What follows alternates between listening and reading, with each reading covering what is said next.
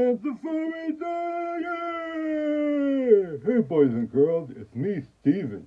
And, well, I've been under the weather a little bit, because I was sick, because I fucked your mom, You know how sick she is and shit.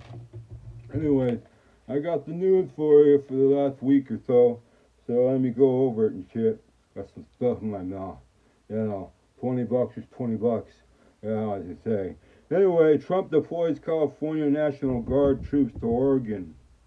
'Cause California, they're known for such good people and shit. Always smoking doobs and, hitting their kids, putting their dicks in other butts, and sometimes even women's butts. What's up with that, huh? So I can only see what them sending National Guards from California to Oregon would, accomplish. Anyway, war in Ukraine, drones, missiles, whole bunch of shit like that.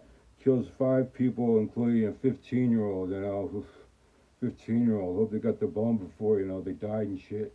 If not, that should happen, I'm just saying, if you know you're gonna die and shit, like, that would be my wish. I'd be like, hey, Make-A-Wish Foundation, I'm gonna die. You're gonna grant me a wish? I want to get fucking laid and shit.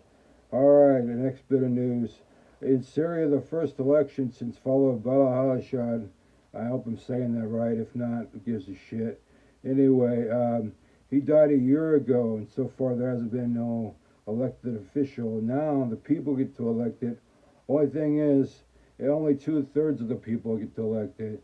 And then after that, some committee comes in and do the rest of deciding. So basically, it's like any other time when a vote has happened, and it's just like, oh yeah, you get to decide, and then in comes in somebody you don't vote for at all, and you're like, what the fuck?